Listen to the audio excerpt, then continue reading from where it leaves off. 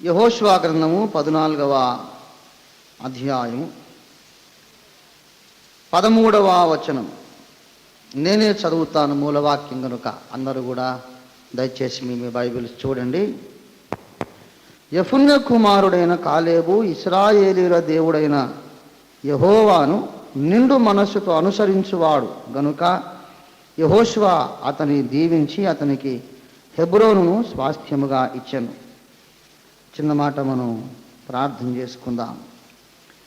ప్రేమ కలిగిన మా యేసయ్యా, నీ మహాకృపలో ఉన్నతమైన నీ ప్రణాళికలో ఈ భూనివాసులు భూప్రజలందరిలో మమ్మల్ని మీరు ఎన్నుకొని ఏర్పరచుకొని ప్రేమించి ప్రత్యేకించుకున్నారు. అందుకై నీకు వందనాలు చెల్లిస్తున్నాం తండ్రి. ఒక వారమంతా మాపై క్షేమంగా దాటిపోయింది, అందుకై నీకు వందనాలు స్వామి.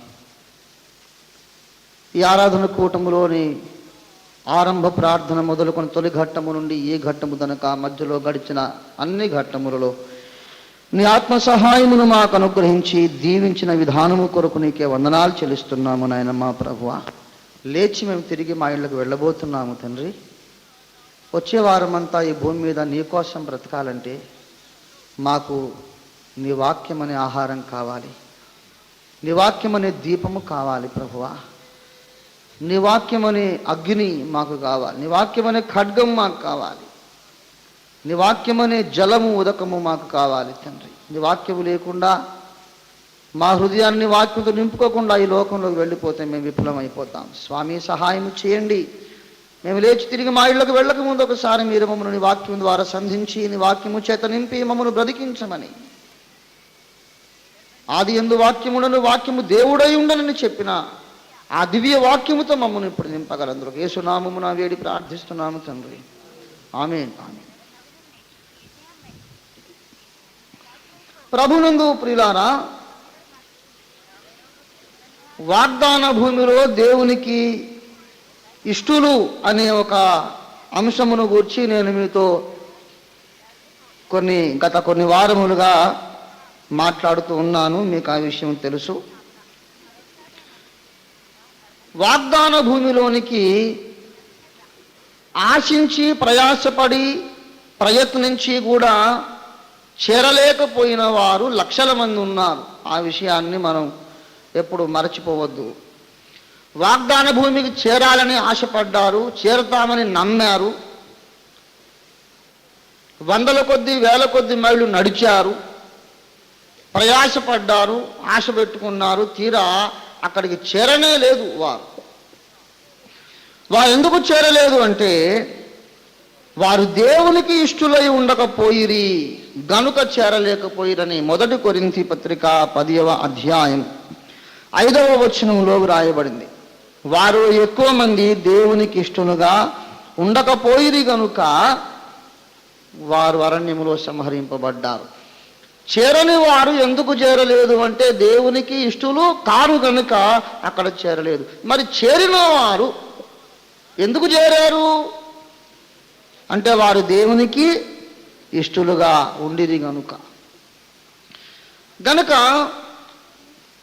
సంఘములో 2 వర్గాలు ఉన్నాయని మనం ముందు జ్ఞాపకం చేసుకోవాలి. క్రైస్తవులలో భక్తులలో 2 వర్గాలు రక్షణ పొందారు, ఐగుప్తు నుండి బయటకు వచ్చారు, కనాను మీద ఆశ పెట్టుకున్నారు, కనాను చేరాలనే ఆశతో నడక సాగిస్తూ ఉన్నారు. పరలోక సంబంధమైన మన్నాను తింటూ నడిచారు కదా. వాగ్దాన భూమికి యోగ్యులు కాని వారు కూడా ఏం తిని బ్రతికారు? మన్నానే తిన్నారు. వాగ్దాన భూమికి యోగ్యులు కాని వాళ్ళు కూడా ఏం తాగారు? బండలోని నీళ్లు త్రాగారు. అది తేటగా బహుతేటగా చెబుతాడు అక్కడ 1 కొరింథీ పత్రిక 10వ అధ్యాయం 3, 4, 5 వచనాలు చదువుతారా దయచేసి ఎవరైనా? అందరూ ఆత్మ సంబంధమైన ఒకే ఆహారమును భుజించిరి, అందరూ ఆత్మ సంబంధమైన ఒకే పానీయమును పానము చేసిరి. ఎలాగనగా తమ్మును వెంబడించిన ఆత్మ సంబంధమైన బండలోనిది త్రాగిరి, ఆ బండ క్రీస్తే వారిలో ఎక్కువ మంది దేవునికి ఇష్టలుగా ఉండకపోయిరి గనుక అరణ్యములో సంహరింపబడిరి. వారు ఆశించిన ప్రకారం మనము చెడ్డవాటిని ఆశించకుండానట్లు ఈ సంగతులు మనకు దృష్టాంతములుగా వ్రాయబడినవి. దేవుని బిడ్డలారా, ఈ సంగతులు మనకు దృష్టాంతములుగా ఉన్నవి. వారందరూ కూడా బండలో నుంచి వచ్చినటువంటి అద్భుత జలాలని, ఆత్మ సంబంధమైన వాటిని త్రాగారు. పరలోకము నుంచి కురిపించబడిన దేవదూతల ఆహారమే తిన్నారు. అయినా వారు దేవునికి ఇష్టలు కారు అని లేఖనం సాక్ష్యం ఇస్తోంది. ఈనాడు క్రైస్తవ సంఘాలు, లెక్కలేనన్ని సంఘాలు నెలకొల్పబడ్డాయి. ఎన్నో ఉజ్జీవ సభలు, సువార్త కూటాలు, బైబిల్ కాలేజెస్, ఎన్నెన్నో లీడర్షిప్ కాన్ఫరెన్సెస్, ఎన్నో రకరకాలుగా క్రైస్తవ సమాజ కూటాలు జరుగుతున్నాయి. అందరూ వాక్యాన్ని వింటున్నారు, అందరూ స్తుతిస్తున్నారు, ఆరాధిస్తున్నారు, నమ్ముతున్నారు, బాప్తిస్మాలు పొందుతున్నారు. బాగానే ఉంది. అయితే క్రైస్తవ సమాజములో రెండు వర్గాలు. దేవునికి ఇష్టలైన వర్గం ఒకటి, దేవునికి ఇష్టలు కాని వర్గము ఒకటి. Yes, not all Christians are God's favourites, are they don't please God, they don't make God happy, they don't please the Holy Spirit. క్రైస్తవులందరూ కూడా దేవుని సంతోషపెట్టేవాళ్ళు కాదండి. దేవుని దుఃఖపరచు క్రైస్తవులు ఉన్నారు, దేవునికి ఇష్టం లేని క్రైస్తవులు ఉన్నారు ఉన్నారు ఉన్నారు మర్చిపోవద్దు. దేవుడు పక్షపాతి కాడు అనే మాటకు అర్థం ఏంటంటే, ఒకే లక్షణములు కలిగిన ఇద్దరికి వేరు వేరు తీర్పులు తీర్చాడు అని అర్థం. ఒకే లక్షణాలు ఉన్నాయి, వేరు వేరు తీర్పులు తీర్చాడు. అంతేగాని పక్షపాతి కాడు అంటే అందరినీ ఏకరీతిగా ఆశీర్వదిస్తాడని అర్థం కాదు. దేవునికి కొంతమంది ఇష్టలు ఉన్నారు, కొంతమంది అయిష్టలు ఉన్నారు. రెండవ మహాసత్యం ఏంటంటే, ఇష్టలైన వారేమో చాలా తక్కువ మంది, దేవునికి ఇష్టము లేని వాళ్ళు చాలా ఎక్కువ మంది ఉన్నారు. ఇష్టమైన వాళ్ళేమో మైనారిటీ, దేవునికి ఇష్టం లేనోళ్ళే మెజారిటీ ఉన్నారు. ఇష్టం లేనోళ్ళేమో 40 లక్షల మంది, దేవునికి ఇష్టమైన వాళ్ళేమో ఇద్దరే ఇద్దరు. అంత రేషియోలో ఉంది వ్యవహారం. యేసు నామము ధరించారు, యేసునందు విశ్వాసం ఉంచారు, యేసును వెంబడిస్తున్నారు, యేసును స్తుతిస్తున్నారు, ఆరాధిస్తున్నారు, యేసును ప్రకటిస్తున్నారు. లోకం వాళ్ళ మీద ముద్ర వేసింది, వీళ్ళు యేసు ప్రజలు అని. వీళ్ళు క్రీస్తుకు చెందిన వారిని ముద్ర వేసింది. కానీ యేసయ్య అంటాడు, వాడు నాకు ఇష్టడు కాడు. మీరందరంటే సరిపోయేదేంట్రా? మీరు ముద్ర వేస్తే సరిపోయిందా? నేను ముద్ర వేయక్కర్లేదా? వాళ్ళని బట్టి నేను ఎంతో దుఃఖపడుతున్నానని ప్రభు సాక్ష్యం ఇస్తున్నాడు. మనకొక గురి ఉంది జీవితంలో. ఏమిటా గురి అంటే, మనము దేవునికి ఇష్టలముగా మనం ఉండాలి. దేవునికి ఇష్టలుగా మనం ఉండాలి. మనుషులకు ఇష్టలు కాదు, దేవునికి ఇష్టలుగా ఉండాలి. దేవునికి ఇష్టలుగా ఉన్నవారు వాగ్దాన దేశంలో చేరుతారు అనే మహాసత్యాన్ని మనం ధ్యానిస్తున్నాం. వాగ్దాన భూమికి యోగ్యుడుగా దేవుని చేత ఎంచబడిన యోగ్యుడు ఎవరయ్యా అంటే కాలేబు అనే మహాభక్తుడు. కాలేబు ఒకడు మాత్రమే దేవునికి ఇష్టడుగా తీర్పు పొంది వాగ్దాన భూమిలో ప్రవేశించాడు. యెహోషువ కూడా చేరాడు కదా అని మీరు అనొచ్చు. అందుకే నేను అసలు ఈ ప్రసంగం ప్రారంభించినప్పుడు యెహోషువ మన ప్రభువైన యేసుకు ముంగురుతు అని చెప్పా. He's an exception. బయలుదేరిన వాళ్ళలో ఇద్దరే యోగ్యులు అన్నాడు. ఇద్దట్లో ఒకడేమో క్రీస్తుకు సాదృశ్యము, ముంగురుతు, మాదిరి. మిగిలిన వాడెవరు? దేవునికి ఇష్టలైన విశ్వాసులకు మాదిరి. దేవునికి స్తోత్రం కలుగును గాక. హల్లెలూయా, హల్లెలూయా. ఏమండి, యెహోషువ ఏమో యేసు రక్షకునికి మాదిరి, కాలేబేమో యేసుకి ఇష్టలైన మనుషులకు మాదిరి. దేవునికి ఇష్టలంగా ఉండాలండి, అది మన గురి. దేవదూతలు చెప్పారు, సర్వోన్నత స్థలములలో దేవునికి మహిమ, భూమి మీద దేవునికి ఇష్టలైన మనుషులకు సమాధానం. దేవునికి ఇష్టలుగా ఉన్నోళ్ళకే సమాధానం తప్ప దేవునికి ఇష్టలుగానే లేని వాళ్ళకి సమాధానం ఉండదు. వాడి కోట్లు ఉండవచ్చు, మేడలు మిద్దలు ఉండవచ్చు, బంగారం ఉండొచ్చు, ఏదైనా ఉండొచ్చు. హృదయంలో సమాధానం ఉండాలంటే నీవు దేవునికి ఇష్టడుగా జీవించాలి. దేవుని బిడ్డలారా, మోక్షరాజ్యము చేరాలంటే మనము దేవునికి ఇష్టలుగా జీవించాలి. ఈ కాలేబు ఒకడు మాత్రము దేవునికి ఇష్టడైనటువంటి యోధునిగా, విశ్వాసిగా మనకు కనబడుతూ సాక్షాత్కరిస్తూ ఉన్నాడు మన మనోనేత్రాల ముందు. ఆయన ఎందుకు దేవునికి ఇష్టడో మనము ఈ దినాన మరికొన్ని విషయాలు చూద్దాం. లోగడ కొన్ని విషయాలు చెప్పాను, ఆ పాత క్యాసెట్లు మళ్ళీ వల్లిస్తే అదే గంట అయిపోతుంది కనుక మళ్ళీ నేను చెప్పను. నేను ఈ మధ్యాహ్న కాలం మరి 1-2 విషయాలు మాత్రం మీతో పంచుకొని ముగించుకుంటాను. మొట్టమొదటి విషయం దయచేసి గమనించండి. యెహోషువ గ్రంథము 14వ అధ్యాయం 6వ వచనము చూడండి. కాదేషు బర్నేయలో దైవజనుడైన మోషేతో యెహోవా నన్ను గూర్చియు నిన్ను గూర్చియు చెప్పిన మాట నీవెరుగుదువు. ఈనాటి ప్రసంగంలో కాలేబులో మనము చూడవలసిన మొట్టమొదటి ప్రప్రథమ లక్షణం, దేవుని వాగ్దానమును ఆయన మరచిపోలేదు. 45 ఏళ్ళు నడిచాడు. గమనించాలి ఈ మాట. 10వ వచనము చూడండి. యెహోవా ఆ మాట సెలవిచ్చినప్పటి నుండి ఇశ్రాయేలీయులు అరణ్యములో నడిచిన ఈ 45 ఏండ్లు. కాదేషు బర్నేయలో దేవుడు చెప్పాడంట, యెహోషువయు కాలేబును తప్ప మరి ఎవరునూ నేను వాగ్దానము చేసిన భూమిలో ప్రవేశింపరు, ఈ మాట నిశ్చయం అని కాదేషు బర్నేయలో చెప్పాడంట. అది చెప్పినది మొదలుకొని ఇప్పటిదాకా ఎన్నేళ్ళైంది? 45 ఏండ్లైంది. After God has said, he pronounce that promise.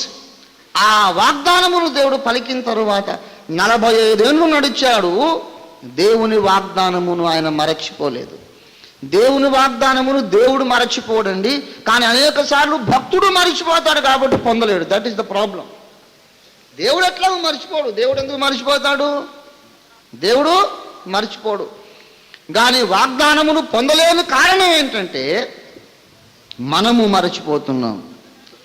దేవుని బిడ్డలారా, దేవుడు నాకు ఈ వాగ్దానం చేశాడు కదా, నేను ఈ వాగ్దానం అనుభవించబోతున్నానని అది మనసులో ప్రతిరోజు తలంచుకొని ధ్యానించుకొని ప్రభువును స్తుతించి దేవుని మాట మీద ఆశ పెట్టుకొని బ్రతికాడు. ఎన్నేండ్లు? 45 ఏండ్లు. ఏండ్లు గడిచే కొద్దీ విశ్వాసం తరిగిపోతుంది. ఏండ్లు గడిచే కొద్దీ ఆశ సన్నగిల్లిపోతుంది. కానీ దేవుని బిడ్డలారా, దేవుని వాగ్దానమును గూర్చి సందేహింపకుండుట దేవునికి ఇష్టలైన భక్తులకు ఉండవలసిన లక్షణం. రోమా పత్రిక ఎంతో చక్కని మాట 4వ అధ్యాయములో రాయబడి ఉన్నది. మనం చూద్దాం దయచేసి. 20వ వచనం 4:20.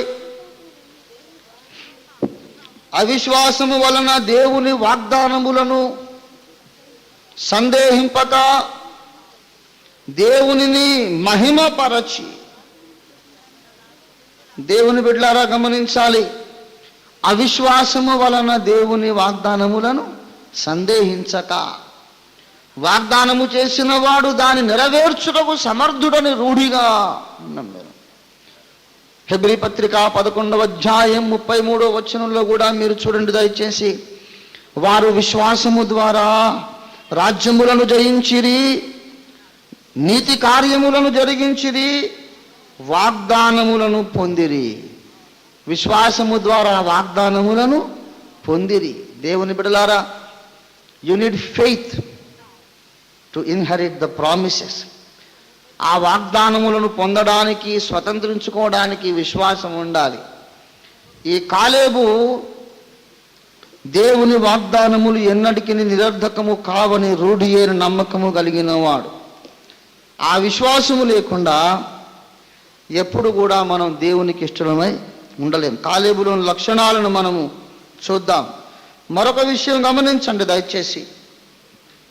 యెహోషువ 14వ అధ్యాయము దయచేసి గమనించండి. వాగ్దానములను అంగీకరించిన వాడు లేక నమ్మినవాడు, సందేహించని వాడు, వాగ్దానములను జ్ఞాపకం పెట్టుకున్నవాడు.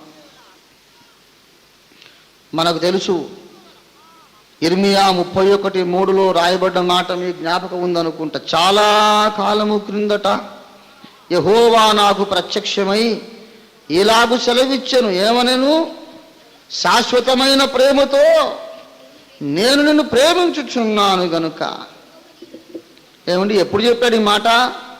నిన్న మొన్న కాదు, 10 ఏండ్లైందో 20 ఏండ్లైందో. ఏమండి, చాలా కాలము క్రిందట దేవుడు చెప్పాడు. మరి ఎప్పుడైనా చెప్తున్నావు మాట నాకు?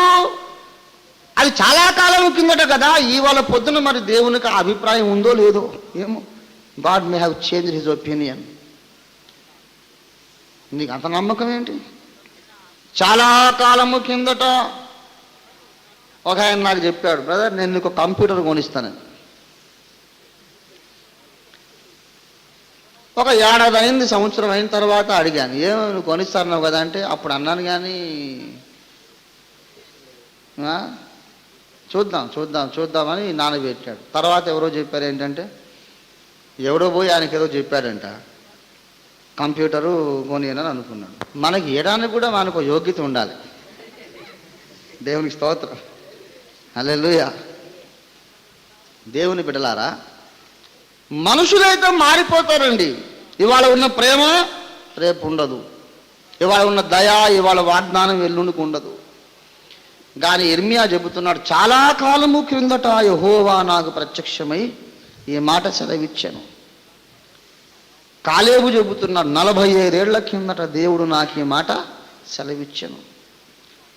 అబ్రహాముకు కూడా ఒక మాట చెప్పాడు, చాలా కాలము కిందట.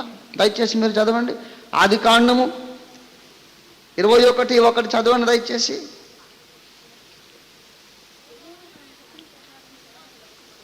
తాను చెప్పిన ప్రకారం ఆ మాట 1,000,000 వరహాల కంటే ఎక్కువ అండి. ఏమండి, చాలా కాలము కిందట ఏదో ఒక మాట చెప్పాడు. చెప్పిన తర్వాత ఇప్పుడు చాలా కాలం అయిపోయి 25 ఏళ్ళు అయిందండి. ఎన్నేళ్ళు? 25 ఏళ్ళు అయింది. 25 ఏళ్ళు గడిచిన తర్వాత యెహోవా తాను చెప్పిన ప్రకారము చేశాడు. Exactly as he has promised. తాను చెప్పిన ప్రకారం నిర్ణయ కాలం ముందు చేశాను. దేవుని స్తోత్రం కలుగును గాక, హల్లెలూయా. దేవుని వాగ్దానముల మీద అచంచల విశ్వాసం ఉండాలండి. దేవుడు నాకు చెప్పాడు 21 సంవత్సరాల కింద నాకు చెప్పాడు. ఏమని చెప్పాడు తెలుసా? భూదిగంతముల వరకు సత్యమును ఎదిరించు వారికి నీవు దేవుని జవాబు అయి ఉండబోతున్నావు అన్నాడు. నేను నమ్మాను, ఐ స్టిల్ బిలీవ్ ఇట్. నేను నమ్మానంటే అంతే, నమ్మాను, నమ్ముతున్నాను. ఏమో ఇంకో 4 ఏళ్ళు అయిన తర్వాత నాకు అబ్రహాంకి అయినట్టు సిల్వర్ జూబిలీ అవుతుంది. ఎదురు చూపులో సిల్వర్ జూబిలీ. దేవుని స్తోత్రం కలుగునుగా. ఏమండి, దేవుని వాగ్దానముల కొరకు నిరీక్షించుటలో రజతోత్సవం మనం చేసుకోవటం. ఆ లోపట నేను అనుకుంటున్నా సర్వ ప్రపంచం గుర్తిస్తా అతడే దేవుని జవాబని చెప్పుకుంటారు. దేవుని స్తోత్రం కలుగునుగాక. నేను నమ్ముతున్నానండి.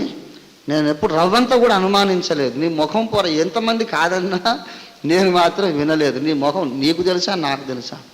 దేవుడు నిన్ను పిలవలేదు అని నన్నంటే నేను చెప్పాను, పిచ్చోడా నువ్వు అన్నం తిని వచ్చావనుకో నేను అంటాను. ఇప్పుడు నువ్వు అన్నం తినలేదు, నువ్వు తినలేదంటే ఏమన్నా లాభమా? అట్లా ఉంది నువ్వు చెప్పిన మాట. అన్నం తిని వచ్చిన తర్వాత నువ్వు తినలేదు, నువ్వు తిన్నావంటే నేను నమ్మను అంటే నమ్మకపోయేట్లో పాటు నాకేంది? నువ్వు నమ్మినా నమ్మకపోయినా నా కడుపు అయితే నిండింది. దేవుని స్తోత్రం కలిగింది, హల్లెలూయా. దేవుడు నాతో చెప్పాడు, అర్థమైందా?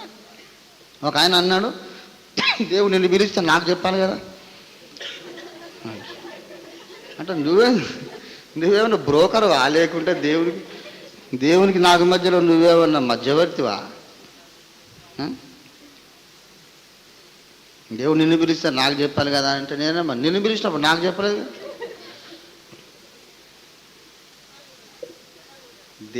దేవుడు మోషేని పిలిచాడు. ఎవరికి తెలుసు మోషే సంగతి? మోషేకి ఒక్కనికే తెలుసు. దేవుని బిడ్డలారా, ఎలీషా పాపం ఏదో అరక దున్నుకుంటున్నాడు, వెనక నుంచి దుప్పటి వచ్చి మీద పడ్డది. అది ఊళ్ళో ఇంకెవరికన్నా తెలుసా? దేవుడు మనకు చేసిన వాగ్దానం నెరవేరి తీరుతుంది అని స్థిరమైన విశ్వాసం ఎవరికి ఉన్నదో అతడు దేవునికి ఇష్టడుగా తీర్పు పొందుతాడు. దేవుని స్తోత్రం కలిగి ఉన్న గాక. హల్లెలూయా, హల్లెలూయా.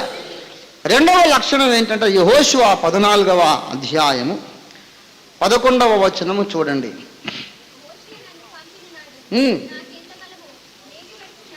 మోషే నన్ను పంపిన నాడు నాకెంత బలమో నేటి వరకు నాకు అంత బలము. యుద్ధము చేయుచున్నటకు గాని వచ్చుచు పోవుచు ఉనుటకు గాని నాకెప్పటి ఎట్లు బలమున్నది.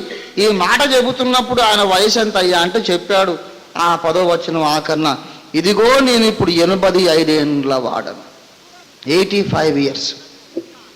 ఈ మోషేకు కాలేబుకు ఒక గురువు ఉన్నాడు, ప్రభు సన్నిధికి వెళ్ళిపోయాడు. ఆయన పేరేమిటి? మోషే. మోషే భక్తుడే ఒక పాట రాసి వీళ్ళకి నేర్పించాడు. ఏమండి, మోషే భక్తుడే 90వ కీర్తన రాశాడండి. కొంతమంది దావీదు కీర్తన అంటారు, తప్పు. దావీదు కీర్తన 90వ అధ్యాయం అని ఏదో చెప్తారు, దావీదు రాయలే అది.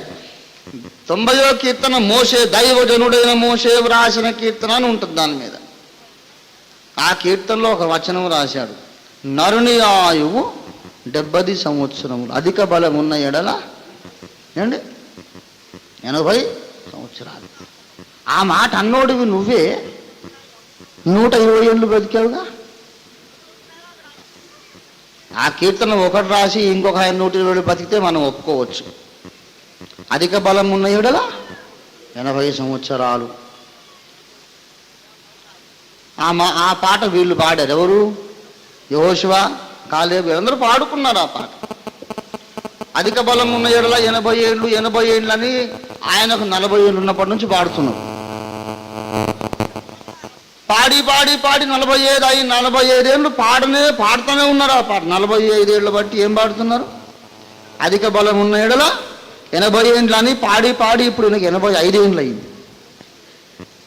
ఎవరన్నా అడిగారు అనుకోండి, ఏంటి తాత నువ్వు పాడే పాట ఏంటిది, నీ సొంత సాక్ష్యానికి దానికే సంబంధం లేకుండా ఉంది కదా, 80 ఏళ్ళకే నువ్వు చచ్చిపోవాలి కదా మరి నువ్వు పాడే పాట ప్రకారం. ఇప్పుడన్నా మానేయి, కనీసం 81, 82 ఏళ్ళు అయింది కదా, ఆ పాట మానేయి, ఆ వచనానికి ఉన్న విలువ పోయింది అంటే. కాదు ఇంకా అదో పాడుతా నేను, అధిక బలం ఉన్న ఎడల 80 ఏళ్ళు. మరి నువ్వు 80 ఏళ్ళ కంటే ఎక్కువైంది కదా అంటే చెబుతాడు, పిచ్చోడా, అధిక బలం ఉన్న ఎడల 80 ఏళ్ళు, దైవ బలం ఉన్న ఎడల 85 ఏళ్ళు. దేవుని స్తోత్రం. హల్లెలూయా. మామూలు బలము అధిక బలం అని మనిషి బలం సంగతి చెప్పాడు. చెప్పిన దానికంటే ఇంకా 40 ఏళ్ళు ఎక్కువ బ్రతికాడు. ఎవరు? మోషే. ఆ ఎక్స్ట్రా 40 ఏంటంటే దేవుని బలం, అంటే మానవుని బలం యొక్క ముగింపు దేవుని బలం యొక్క ప్రారంభం అన్నమాట. దేవుని స్తోత్రం కలుగును గాక. హల్లెలూయా. మానవ బలము యొక్క ముగింపు దేవుని బలం యొక్క ప్రారంభం. నేనేదో మునగాన్ని ఐ కెన్ అచీవ్ సంథింగ్ అనుకున్నంతసేపు వాడిని మూల కూర్చోబెడతాడు ఆయన.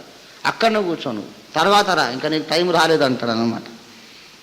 ఎప్పుడైతే నా జీవితం అయిపోయింది, I have come to a 0 point, dust, ground level, నేల మట్టితో సమానంగా నన్ను నేను తగ్గించుకున్నప్పుడు నా పని అయిపోయింది, నా వల్ల ఏమి జరగదు, ఇక నేను వ్యర్థుడను, శూన్యంతో సమానం అనుకున్న నిరాశ నిస్పృహలలో దీనత్వములో ఆయన వచ్చి దర్శించి, ఇప్పుడు నువ్వు కరెక్ట్ యోగ్యునురా నా సేవ చేయడానికి, కమా బయలుదేరమంటాడు. దేవుని స్తోత్రం కలుగును గాక. హల్లెలూయా. 80 ఏళ్ళు అయిన తర్వాతనే అసలు సేవ మొదలైంది, మోషే సేవ. దేవుని స్తోత్రం కలుగును గాక. హల్లెలూయా. నువ్వు 80 ఏళ్ళకి సేవ మొదలు పెట్టావేమిటి? 80 ఏళ్ళు అయిన తర్వాత ఇంకా 40 ఏళ్ళు నడిపించి అప్పుడు చచ్చిపోయాడు. అంటే నరుని ఆయుష్కాలం అయిపోయిన తర్వాత, అంటే అర్థమేంటి, ప్రాచీన పురుషుని బలం అంతరించిపోయిన తర్వాత అప్పుడు నవీన పురుషుని కార్యం మొదలవుతుందన్నమాట. ఇప్పుడు మోషే కానీ, యెహోషువ కానీ, కాలేబు కానీ నరుని ఆయువుకు బయట ఉన్నోళ్ళు అన్నమాట వాళ్ళు. దేవుని స్తోత్రం కలుగును గాక. అర్థమైందా? మానవ బలము యొక్క పరిధిని అతిక్రమించి బయటికి వెళ్ళిపోయారు. ఎప్పటిదాకా ఈయన వాగ్దాన భూమిని స్వతంత్రించుకోలేదంటే ఆ 80 ఏళ్ళు దాటి, అందుకే ఖచ్చితంగా చెబుతాడు, ఇప్పుడు నాకు 85 ఏళ్ళు అన్నాడు. దేవుని స్తోత్రం కలుగును గాక. హల్లెలూయా. అనగా రెండవదిగా మొట్టమొదటిగా ఏం చెప్పాను? దేవుని వాగ్దానములను రూఢిగా నమ్మినవాడు కాలేబు. రెండవదిగా దృష్టాంతరీత్యా ఒక విషయం మనకు బోధపడుతోంది.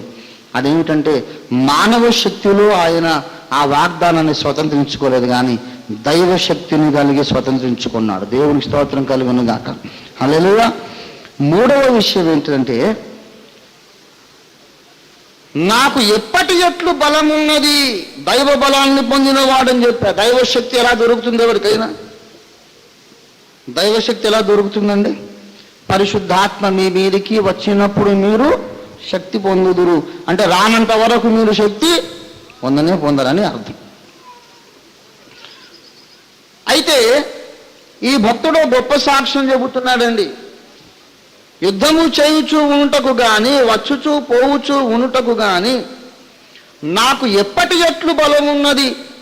45 ఏళ్ల క్రిందట దేశమును వేగు చూచుటకు మోషే పంపిన నాడు నాకెంత బలమో నేటి వరకు నాకంతే బలం. దేవుని బిడ్డలారా, ఏళ్ళు గడిచే కొలది నీ శరీరపు బలం తగ్గిపోతే తగ్గిపోవచ్చు, కానీ నీ మీది ఆత్మాభిషేకం తగ్గవలసిన అవసరం లేదు. ఏళ్ళు గడిచే కొద్దీ ముసలితనం వస్తుంది, కీళ్ళ వాటం వస్తుంది, కీళ్ళ నొప్పులు వస్తాయి, తింటే అరగదు, పడుకుంటే నిద్ర రాదు, వంగితే లేవలేం, లేస్తే కూర్చోలేం. ఇవన్నీ శరీరానికి ఉండే బాధలు ఉంటే ఉండొచ్చు, కానీ నీ అంతరంగ పురుషుడు బలహీనపడడానికి వీలు లేదు, అవసరం లేదు. వాడు బలహీనపడకూడదు. అంతరంగ పురుషుని యందు విశ్వాస జీవిత యాత్ర ఆరంభములో ఎంత బలం ఉన్నదో ఈనాడు నీకంత బలం ఉన్నదా? శరీరాన్ని గూర్చి నేను మాట్లాడను, ఎందుకంటే శరీరము కేవలము నిష్ప్రయోజనం. శరీరంలో ఎంత బలం ఉన్నా దండగా గుండుసున్నా దాంతో ఏం ప్రయోజనం లేదు. పెద్ద వస్తాడు, బాడీ బిల్డరు అయి ఉండొచ్చు, దానివల్ల ప్రయోజనం ఏమి లేదు. నీ బాడీ బిల్డింగ్ అంతా కలిసి మట్టిలోకి పోవాల్సిందే, దానికంటే ప్రయోజనం ఏమీ లేదు. తోలుతిత్తులాల వేలాడబడ్డోడు కూడా మట్టికి మన్నైపోతాడు, కండలు తిరిగినటువంటి వస్తాడు కూడా మట్టికి మన్నైపోతాడు. శరీర బలమును గురించి కాదు నేను మాట్లాడేది, నీ అంతరంగ బలం తక్కువైపోయిందా?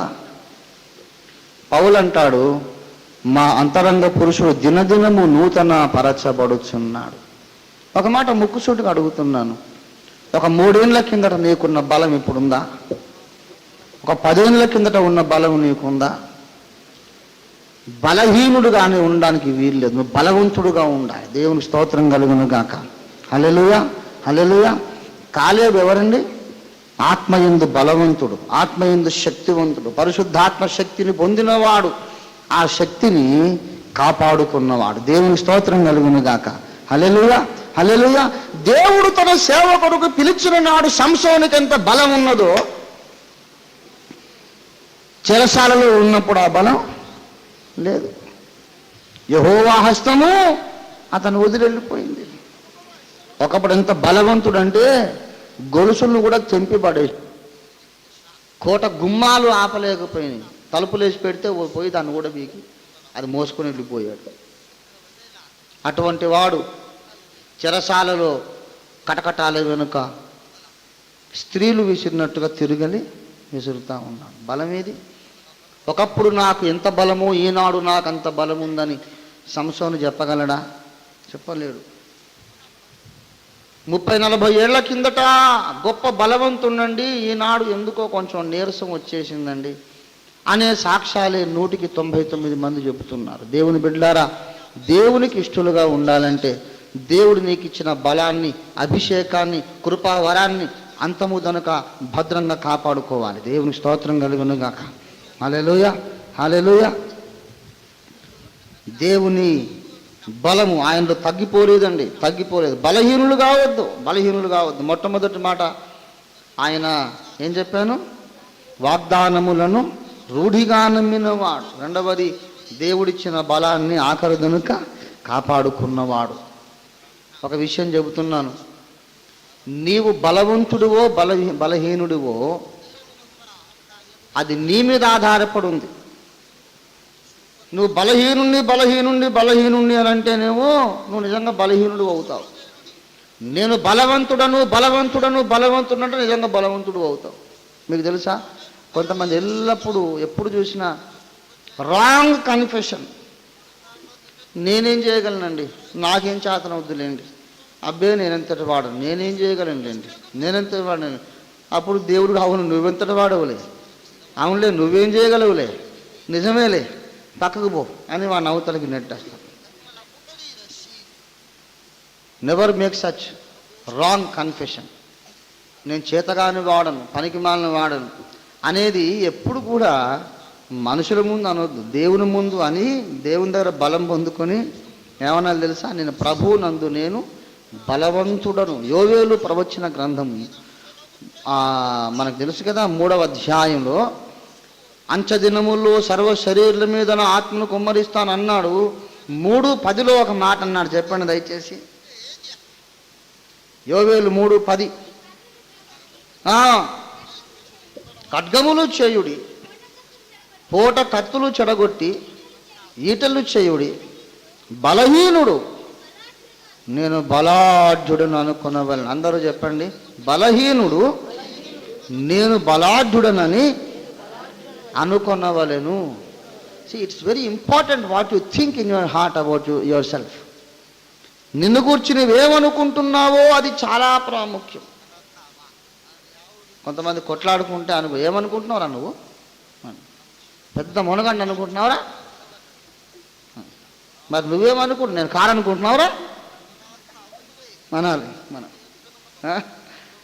మనం ఏమనుకోవాలి, దేవుని యందు మనం బలవంతులమని అనుకోవాలి. కొంతమంది నేనేమి చేయలేను అని నిజంగానే ఏం చేయకుండా బతుకంతా గడిచిపోతుంది. నేను దేవుని కొరకు ఈ కార్యము చెయ్యగలను. Positive confession. Caleb was a man of positive confession. ఏమండి, తన గురించి తనకు హై ఎస్టిమేట్ ఉంది. ఎందుకంటే దేవుని వాగ్దానం పొందాను గనక, దేవుని బలాన్ని పొందాను గనక నేను బలవంతుడను. అతని హృదయంలో కానీ నాలుక మీద కానీ నెగటివ్ స్టేట్మెంట్ అనేది లేనలేదు. నేను చెప్తున్నాను, you be people of positive statement. అంతే. నా మీదకి వచ్చినంత తుఫాను ఎవరి మీదకి రాలేదని నేను నమ్మకంగా చెప్పగలను.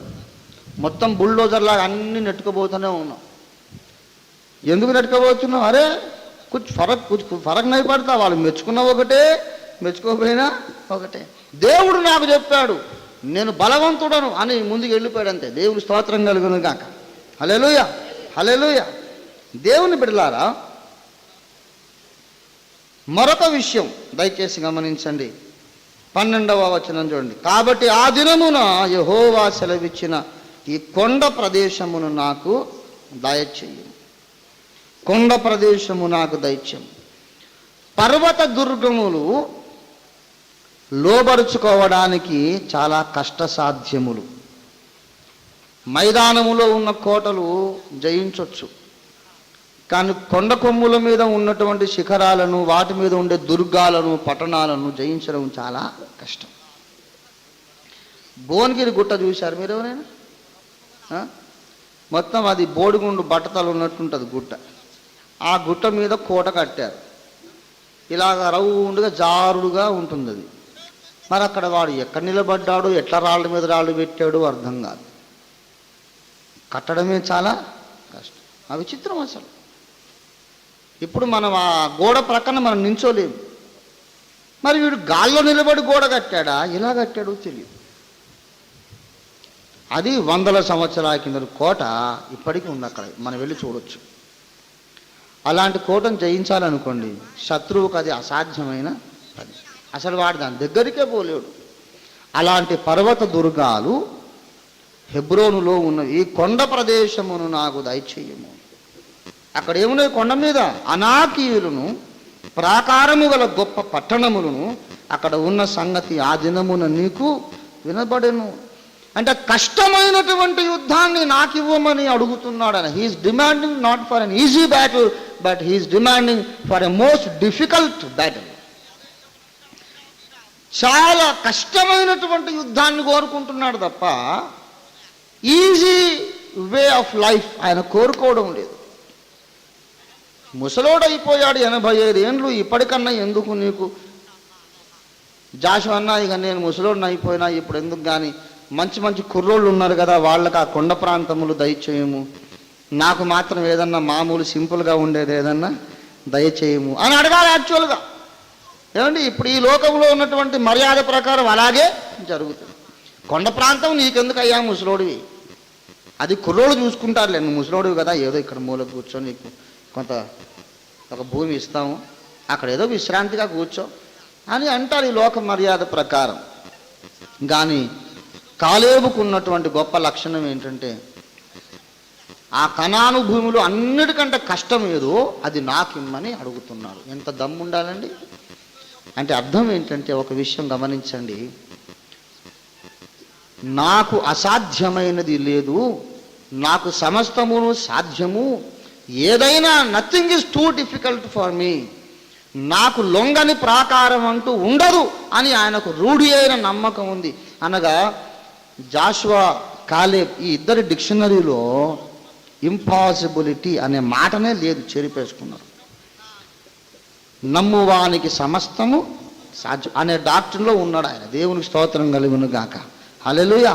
ఇది నాకు సాధ్యము, నేను ఇది చేయగలను. కష్టమైనటువంటి వాటిని కోరుకున్నాడు. అనగా he was always ready for new challenges. ఒక సవాలు వచ్చిందనుకోండి, సంతోషంగా స్వీకరిస్తాడు. అటువంటి హీరోయిక్ టెంపర్ ఉండాలండి. అటువంటి దాన్ని ఏమంటారు, దాన్ని ఎలా చెప్పాలి తెలుగు భాషలో, మంచి ధీరోదాత్త లక్షణం అంటారు దాన్ని.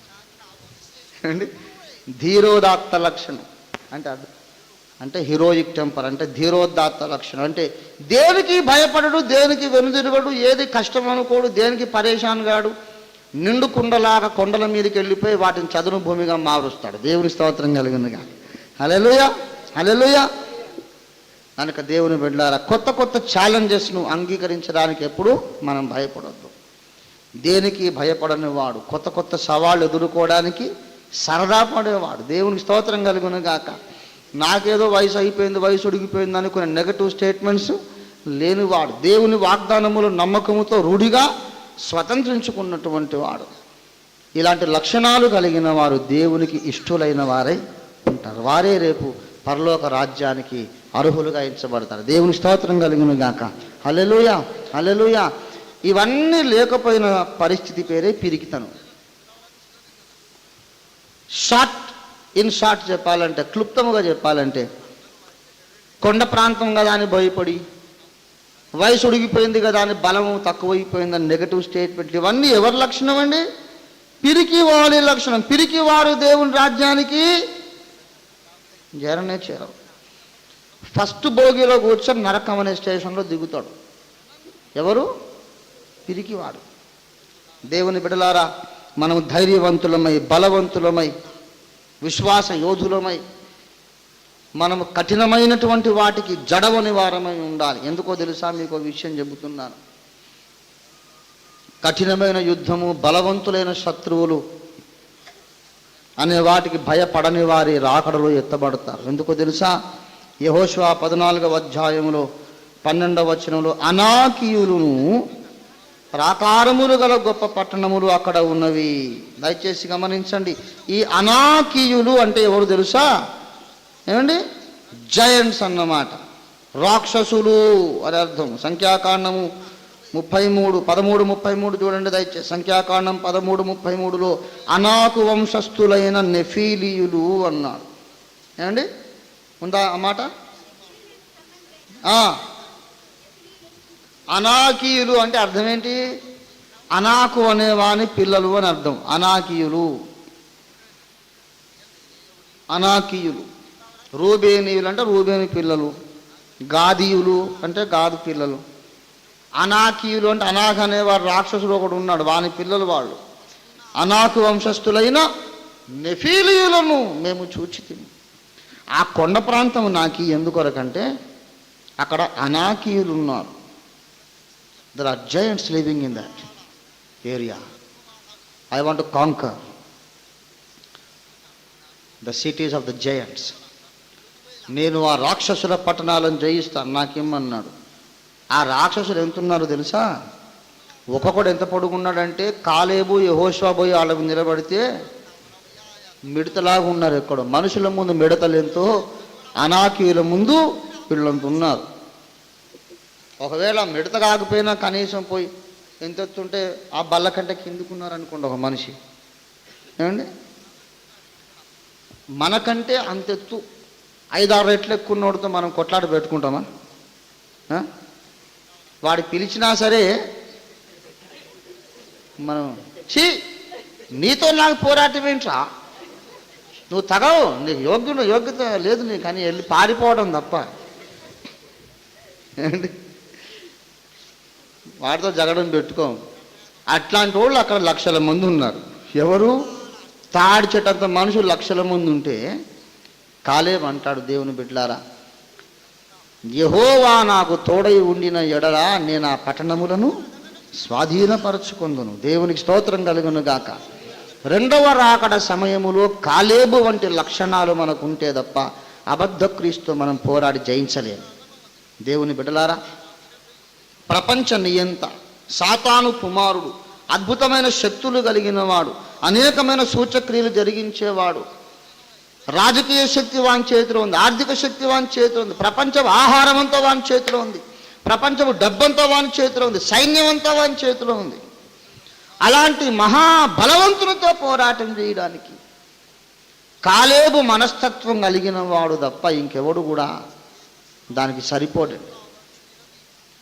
క్రూర మృగమునకు భయపడక దాన్ని జయించిన వారు ఎవరయ్యా అంటే కాలేబులని చెప్పుకోవచ్చు. దేవుని స్తోత్రం కలుగును గాక. అక్కడ ఉన్నారు కాలేబులు కొంతమంది. ప్రకటన 15వ అధ్యాయం 2వ వచనం చూడండి, చదవండి దయచేసి. ప్రకటన 15:2 చదవండి. మరియు అగ్నితో కలిసి ఉన్న స్ఫటికము వంటి సముద్రము ఒక దానిని నేను చూచి తిని, ఆ క్రూర మృగమునకును దాని ప్రతిమకును దాని పేరు గల సంఖ్యకును లోబడక వాటిని జయించిన వారు దేవుని వీణులు గలవారై స్ఫటిక సముద్రమునకు నిలిచి ఉండుట చూచి తిని. క్రూర మృగమునకు భయపడలేదు, లోబడలేదు, దాని ప్రతిమకు లోబడలేదు, దాని సంఖ్యకు లోబడలేదు. ఈ మూడింటిని జయించిన వారు, అనాకు వంశస్థులను జయించిన కాలేబు మనకు పాత నిబంధనలో కనబడుతున్నాడు. ప్రపంచ చక్రవర్తి అయినటువంటి సాతాను కుమారుణ్ణి జయించినటువంటి వేలాది మంది కాలేబులు మనకు కొత్త నిబంధనలో కనబడుతున్నారు. ఛాలెంజ్ ఎదురు కాగానే భయపడి పిరికితనంతో పారిపోయేవాడు మహాశ్రమల కాలంలో విశ్వాస భ్రష్టుడైపోతాడు. He will lose his faith, he will fall from the faith. విశ్వాసము కాపాడుకోవాలంటే ఛాలెంజింగ్ స్పిరిట్ ఉండాలి. అరే జో హోతా అనేదో, జో హోతా హోనేదో భయ్, let come what may, I will face any challenge. ఏం భయపడే అవసరం లేదు, చచ్చిపోతాం అంతే కదా. చచ్చిపోతే తండ్రింటికి వెళ్ళిపోతాం, అంతకంటే అయ్యేదేమీ లేదు. ఒకసారి కమ్యూనిస్టు రొమేనియాలో ఒక టీనేజ్ గర్ల్, యవనస్తురాల్ని పట్టుకొని బోన్లో నించోబెట్టారంట. నించోబెట్టి తప్పు ఒప్పుకో, నువ్వు ఎందుకు సువార్త కరపత్రాలు పంచావు, మన దేశ చట్టానికి వ్యతిరేకం కదా, సువార్త ప్రకటించకూడదు, యేసుప్రభుని గురించి మతాన్ని గురించి చెప్పకూడదు, నీ తప్పు ఒప్పుకో అంటే. నేను తప్పు ఒప్పుకోవడం ఏంటి? నీది తప్పు, నీ ప్రభుత్వం తప్పు, నీ చట్టం తప్పు. దేవుని గురించి చెప్తే తప్పెందుకు అవుతుంది? నేను ఒప్పుకోను అంతే అన్నది. అంటే ఇప్పుడు వదిలేస్తే మళ్ళీ మళ్ళీ అదే మతమే చెప్తావా నువ్వు అంటే, తప్పకుండా బతుకున్నంతకాలం చెప్తానన్నది. ఇలా చేసావంటే చంపి పారేస్తాం తెలుసా, నీకు చంపడానికి మాకు అధికారం ఉంది అన్నాడు జడ్జి. పగలబడి పగపగ నవ్విందంట ఆ అమ్మాయి ఆ కోర్టు బోన్లో నించొని. ఏమన్నదంటే, మీరు నన్ను ఏమీ చేయలేరు, దేశ బహిష్కరణ శిక్ష విధిస్తే ఏ దేశానికి పంపినా అక్కడ నా దేవుడు నాకు తోడై ఉంటాడు. చంపుతారనుకోండి, నా తండ్రి ఇంటికి వెళ్ళిపోతాను, మీరు ఏం చేయగలరు నన్ను? మరీ కోపం వస్తే మా నాన్నగారి దగ్గర పంపిస్తారు, అంతేగా, అంతకంటే మీరేమి. అటువంటి స్పిరిట్ మనకు ఉండాలంటే కాలేబుకు ఉంది అదే స్పిరిట్. అటువంటి మనస్తత్వము, ధైర్యము కలిగిన వారు మహాశ్రమల కాలంలో అబద్ధ క్రీస్తుకు లొంగక వాని జయించగలుగుతారు. దేవునికి స్తోత్రం కలుగును గాక. హల్లెలూయా, హల్లెలూయా. పిరికితనము వలన మన ఆత్మీయ జీవితాలు నాశనం అయిపోతాయి. ధైర్యం తెచ్చుకుందాం, బలం ధరించుకుందాం. బలహీనుడు ఏమనాలి? Let the week say that I'm strong. నేను బలవంతుడు. అందరూ చెప్పండి, మనం ఎవరు? బలవంతులం. నేను బలవంతుడను. మీరు ఇంటికి వెళ్ళి అద్దం ముందు నించోని చెప్పండి ఒక్కరే గత్తలు, నేను బలవంతుడను. నేను దేవుడి స్తోత్రం కలిగిన గాక. హల్లెలూయా, హల్లెలూయా. భయం లేక పరమ బలముంది.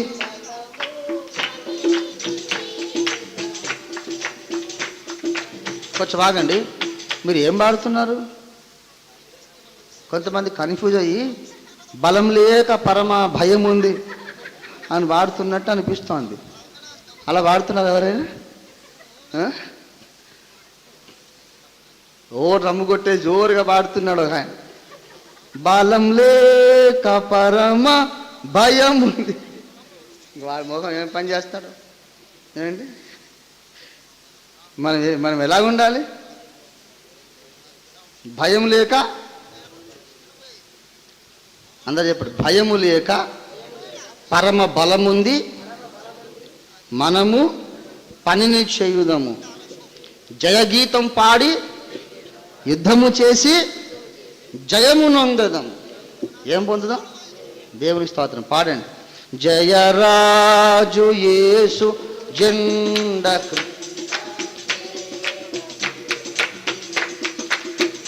జయరాజు యేసు జెండ క్రింద మీ భయం లేక పరమ బలముంది, మనము పనిని. ఆమేన్, గ్లోరీ, హల్లెలూయా. భయం లేక పరమ బలముంది, పనిని చేయుదము. జయ గీతం పాడి యుద్ధము చేసి జయమునొందెదము. జయ గీతం పాడి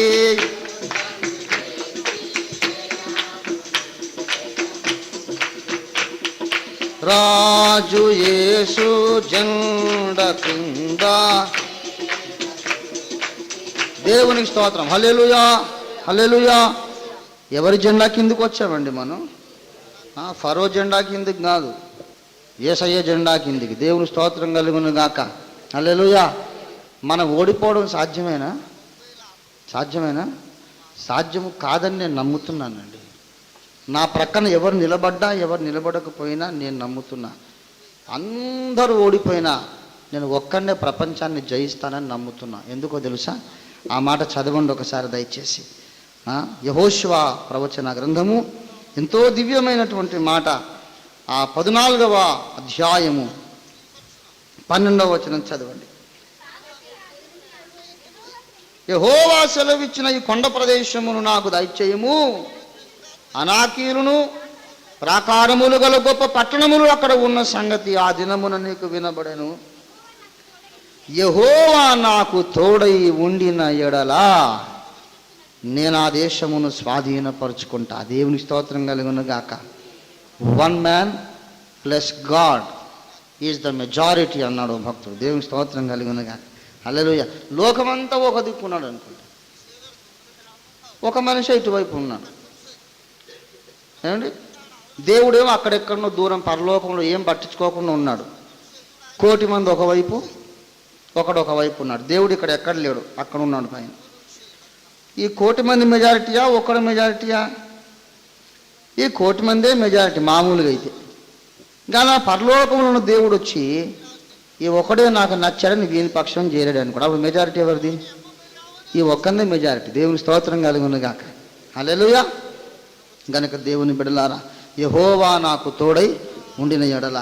ఇంకొక లక్షణం కాలేబు సంగతి రాసుకోండి. ఏంటంటే, అసాధ్యమైన పోరాటముల మధ్యలో దేవుని బలము మీద ఆధారపడి యుద్ధం చేశాడు. ధైర్యం ఉంది, బలం ఉందంటే గర్వము కాదు, నేనేదో మొనగాడిని నేను సాధిస్తాననే విషయం కాదు. If God be with me, I'm going to win this battle. దేవుడు నాకు తోడై ఉండిన ఎడలా నేను ఈ యుద్ధాన్ని జయిస్తాను. ఎవరి బలంతో? దేవుని బలమా మన సొంత బలమా? మనం రేపు భారతదేశాన్ని క్రీస్తు పాదాల చెంతకు నడిపించగలం, దేవుడు మనకు తోడై ఉంటే. దేవుని స్తోత్రం కలుగును గాక. కాలేబుకు తన మీద తనకు నమ్మకం లేదండి, దేవుని మీద నమ్మకం ఉంది కనుక గొప్ప కార్యాలు చేశాడు. దేవుని స్తోత్రం కలుగును గాక. హల్లెలూయ, హల్లెలూయ. వాచ్మన్ నీ గారిని ఒకసారి అడిగారంట, do you have self confidence అని అంటే, నో అన్నాడు. ఐ హ్యావ్ క్రైస్ట్ కాన్ఫిడెన్స్ అని. సెల్ఫ్ కాన్ఫిడెన్స్ కాదు పిచ్చోడా, క్రైస్ట్ కాన్ఫిడెన్స్ ఉండాలని చెప్పాడు. దేవుని స్తోత్రం, హల్లెలూయ. మనం దేవునిపై ఆనుకుందాం, దేవునికి మనం భారం అప్పగించి గొప్ప యుద్ధముల కొరకు సిద్ధమవుదాం, కాలేబులమవుదాం. దేవుడు మనల్ని ఆస్వాదించునుగా. ప్రార్థన చేసుకుందాం.